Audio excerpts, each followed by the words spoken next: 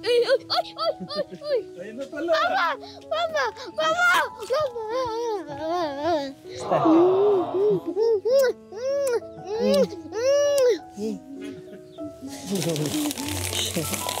Binilang ka pala ng pasalubong. Thank you, Papa. Pa! Pa! Sige, lagay mo dyan. Hindi ko sa'yo. Namayat ang papa mo sa kakatrabaho. Direct yung inano ko siya mabuti yung napatagbaga. Hindi ka yung pwede umalis ka ron. Tanong po nyo, sabi nyo, Na ano bang ba't baka ako umuwi? Umalis mano ka, yung umalis ka. Eh, sagot ng pa, umalis ako dahil kasi naaway ako roon. Eh, ba't naman ka ako, ganun ka ako? Hindi naman ka ako, baka naman ka ako ikaw mali. Hindi papa. Nakatahimik lang ako, baka naman naglalayas ka. Hindi niya masagot, ano ba, naglalayas ka ba? Hindi. Hindi po, kaya po kasi ako nag-ano eh, dahil kasi yung mga kapatid ko, lagi ako yung sinasabunutan daw. sinabunutan ka, Clark? Ayun, kaya nag-ano siya yung... Yung sabihin mo kasi yung totoo. Kaya nga sabi, kaya hindi na rin ako nagsabi ko, yan na, eh, kung talagang nasaktan ka sa... Yan, dito ko na lang kako. Eh, kat umuwi naman na kako sa hapon. Natuturuan ka naman kako rito. Except yung hapon lang kako ko. Pero ramdam ko yung ano mo, yung sama ng loob mo. Pero ako, naintindihan ko naman. Hindi kasi sabi nyo rin po kasi sa ano po kasi, manlilimos na naman yung ikaw, papakain mo lang doon. Eh siyempre masaktan yung sinabi yung nasaktan din ako yung sabi mo na. Hindi na rin Yung ako po yung sasalita. sinasabi niya. Kaya hindi na rin po ako ano yung kaya ang sabi ko kung sasama ka ba, kung sasama ka pa ulit, sabi mo sa akin para mas maganda pa yung magiging buhay mo kako kasi rito ka ako. Kung talagang ayaw mo naman, di mag-stay ka rito at mag-aral ka rito, huwag kang bulakbur ka ako. Eh, hindi na rin ako mahal naman po, mabait naman po. Eh, salamat naman po yung kahit konti po. Kapag ano naman po siya, yung talagang susulat na po ng pangalan, saka nakakaano na rin po. Kaso nga na minsan talaga, nakawala sa alan yung ano niya, nakakalimutan niya. Nalungkot naman ako sa pagsabunot. Sinabunutan daw po siya. Hindi lang din siya nagre-reklamo. Maganda ka kung magiging buhay ka ako doon, kaysa rito ka ako. Kasi hindi naman namin ka maasikaso ka, hindi trabaho ng mga kapatid ko. So bawal sila nanay, wala naman din kako ako. Mag-aanoan din dito yung isa kong kapatid na babaeng isa. Pupunta rito, tutulong daw, wala na magiging bantay na rito. Batayin mo kasi dun sa Promised Land, hindi naman kayo, ang luwag-luwag naman nun, pwede naman kayo dun. At least nandun siya malapit sa trabaho. Pero nagpapasalamat po ako sa inyo kahit konti po yung naman siya, yung mag-improve naman po talaga siya. Meron naman. Nag-improve na po. Sabi niya kasi sa akin, nag-ano rin ako, yung konting sahod ko, nag-iipon ako sa akin galing niya, Papa, mag-ano ako, yung magtitiktok ako, anak ako, pipilitin kong magka-ano ka ako, yung makaipon-ipon ka ako, bibilang ka ako na cellphone. Ay, wag mo muna siyang Hindi naman po siya inaano, ibig sabihin ba, para hindi siya maalis po, may ano siya. Kasi po pagka wala siyang hapong cellphone, saan po pupunta. Hindi naman kasi namin nababantay, hindi nila nababantayan dyan. Kaya nga yung pinakaano ko na lang, gano'n lang ang cellphone, iaano ko siya. Para haba siyang nagano, may oras din po yung ano niya, yung paghawak ng cellphone. Ikaw, Bert, si Kuya Bert mo ba, meron ba siyang ano sa'yo? Problema sa... Ay, ibig ko sabihin, Pero alam mo, nasasaktan ka ba niya? Pero Okay. Si Kuya po kasi wala po siyang kasalanan sa po. Okay. Si Angel... si Angela, sinaktan ka din? Pero sinasaktan ba ka? Aba, dapat alam mo yan. Pero nalulungkot po yan yung, di ba, nandito yung umuwi siya rito. Namimiss niya siguro yung nandun, yung nag-aan sila, yung naglalaro. Ay dito kasi pagkagabi na, natutulog na kayo maaga. Maganda naman yung Kuya Jimboy natutulog na maaga. Ano anak? Ako anak, mas gusto ko pa yung nandun ka para natuturoan ka, no? Kahit sabihin sa akin dito ng mga kasama ko rito na pero lang nasasaktan din po ako yung pinano ko yung bata. Sabi ko ako hindi naman po ako nag-ano eh. Sila nag-ano ka yung kumuha. Eh tiwala naman ka ako. So sana wag kayo magbabashi sa akin na wala daw akong ano yung wala daw ano sa anak ko. Eh okay lang ka ako. Kabilang tenga ko lang inaano. Kasi yung kailangan mo talagang gawin eh, mag-aaral ka ng mabuti para kay papa at mama mo. Ano nak, mas masarap na nandun ka. Kasi nga anak, natuturuan ko ron. Ano nak? Ha? Pero alam mo anak, mas gusto ko na nandun ka na maano ka ron maayos. Kasi rito wala sa'yo gano'ng nagbabantay. Eh ako, pagka naman di ako nagtrabaho, wala naman tayo magiging pera. Eh, hindi naman kita pwedeng isama sa trabaho ko. Si lola mo naman, nagwawalis. Pero mas maganda anak, kung ka na lang muna, mag-aral ka ron. Kasi, pagkagabi rin eh, nahihirapan din ako dahil kasi pagdating ko rito, aanin ko muna yung bata, yung tuturuan ko siya. Nakakatulog naman ngayon ako. Sa pagod mo. Kasi may mga comment din doon na ano, kaya gusto ko rin linawin kay papa mo eh. Inuutosan ka ba ni papa mong manlimos? Hindi po. Oh. Ba't mo nasabi sa akin na napapalo ka niya pagka wala kang dalang pera? Hindi po pagka nahingi po ako. Pagka nanlilimos talaga siya, pinapalo ko siya. Hindi ako, sabing ka man may pera siya na aanin ko siya, kukunin kong pera. Hindi ko kinukuha. Binibigay niya kay nabubuhay pa si tatay. Yun niya inaano, yung ano niya. Sabi ko ako, gabing-gabi na. Saan sa kanya nagpupunta, anong oras na ako. Yung nabubuhay si tatay, yun talaga inaano niya. Pupuha na siya. Ako maghahanap ako ng gabi. Hindi ko siya makikita ng alas 8, alas 9. Babalikan ko na naman. Minsan hindi ko na nakakatulog na ako. Tapos makikita ko mga alas 12, nandiyan na, may pagkain na kay tatay. Binibigay kay tatay, nabubuhay pa si tatay. Talagang hirap namin yung nandiyan pa si tatay. Talagang wala kayong makain talaga. Eh dyan, yung hingi namin, yung binibigay sa amin na mga ano dyan, ayun ang ginagawa namin pagkain talaga. May palengke, mababait yung tika palengke sa amin. Kaya nga naman, sinusuklian naman namin yung kahit na ano sila sa kalat, higit pa rin kami, hindi kami naghahan sa kanila. Kuya Jimboy, sorry kung nasaktan ko yung damdamin mo, pero parang nagbuo lang yung ano, nung sinabi niyang pinapalo mo, pero yung nag-una natin pag-uusap dito, yung ano, di ba sabi mo naman, siya nangungulit, siya yung matigas yung ulo kung bakit siya nandun. Yung sabi lang niyang pinapalo mo siya pagka wala siyang dalang pera, doon lang parang, kaya parang ganun.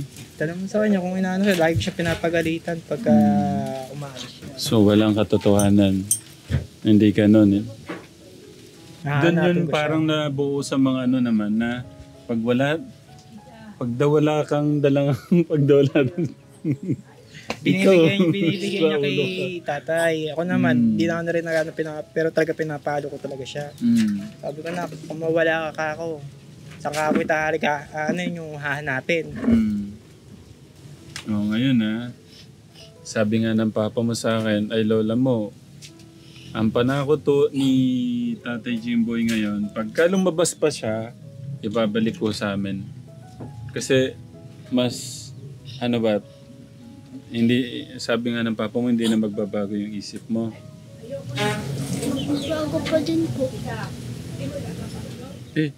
Paano yun? Pero mas gusto ko sa'yo, nak, nandun ka, na ano ka ron. Natututo ka ron, nak. Gusto nga po dito po sa inyo po, sir. Gusto po sa inyo po. Kasi, maridin ko po kayo po. Napaka... Lagi sa akin nagtatanong dito sa akin eh. Mm. Lagi ako inaano eh. Magkano yung binigay sa'yo? Pero talaga totoo doon, diretsahan din ng ano ka. Mm. Magkano yung binigay sa inyo ni Tata Tekram? Mm. Ala, sabi ko, magkano? Paano binigay? Nagtatawa nga ako sa kanila eh. Sabi nga sa akin eh, magkano binigay sa inyo yung pera? Wala na po ako kayong pakialam doon kung magkano binigay doon. Saka wala kayong pakialam ka ako. Oh, anong tinatanong nilang binigay ko? Ewan ko nga Sa- po ako eh. Sa mga nagtatanong po Ewan kay... ko nga ako eh. Ipapaliwanag ko. Sa mga nagtatanong po kay Kuya Jimboy kung binigyan ko silang pera, wala po akong binigay na pera. Kaya nga po, lagi na lang ako nag-aan. Sabi ko eh, oo na lang ako na, magkano binigay sa inyo? 20. Oo na lang ka ako, kahit hindi ka ako. Kaysa naman ako, lumapa pa ako ng umaba. Pagka sinabi ko naman na hindi, hahaba rin ng hahaba. Na niloloko ko lang daw sila. Sabi ko ka ako, nako, hirap ka ako. Ang habulo namin dito, yung mapag-aaral po yung bata. Pero yung binigyan po ng pera ho sila, Kuya Jimboy, hindi, wala pa po akong nabigay ho sa kanila. Ang promise ko kay Kuya Jimboy, pag-iipunan ko po yung gusto ko pong ibigay na hanap buhay po na tricycle na may sidecar. Yun po yung pinangako ko kay Kuya Jimboy. Pero wala pa po akong nabibigay talaga sa mga nagtatanong ko kay Kuya Jimboy. Wala pa po. Yan. At least nalinaw natin. Dami yung nag-aan sa akin dito. Dami mga ano, yung alam nyo na po. Tsaka ano din eh, kumbaga doon ko din natitest yung tao ka Tekram. Kumbaga doon mo nalalaman sa pagkatao po nila Kuya Jimboy kay Lola kung ano po ba yung habol nila, yung kapakanan ng bata o yung kapakanan po nung alam nyo na po ang ibig ko sabihin. Lagi ko po sa inyo sinasabi na ang pinakamahalaga ako, maturuan ka ako yung bata. Kay Kuya Clark lang po talaga yung habol po ni Kuya Jimboy. Wala na akong ibang ano yung kamo na mag-ano ako. Hindi. Yung bata ka ako, inaano ko, yung matutuka ako. At yun lang naman din ang habol ko. Kasi kumbaga tayo, ano naman eh.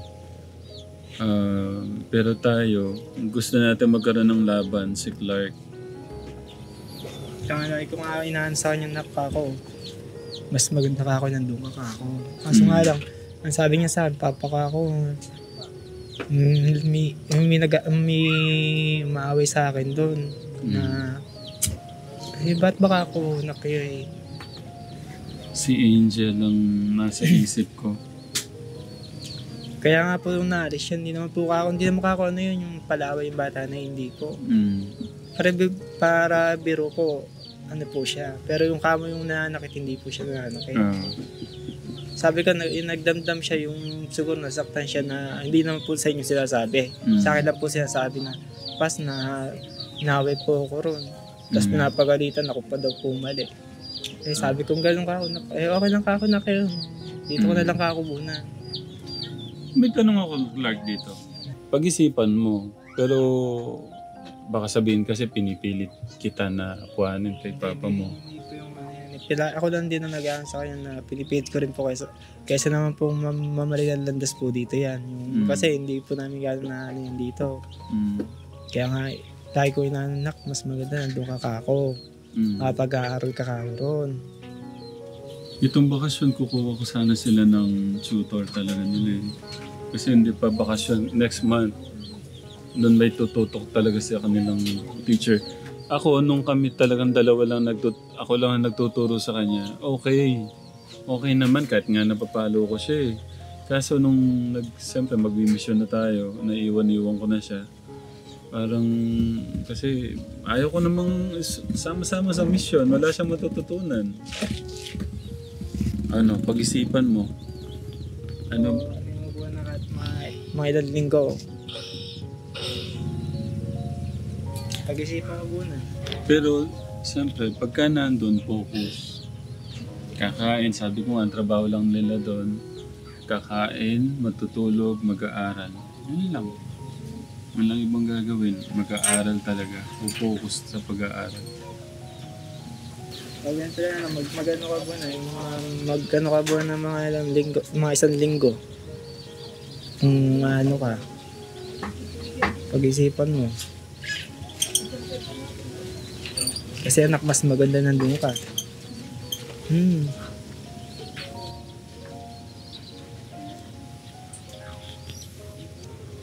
Paano kung isasama kita araw-araw sa mission?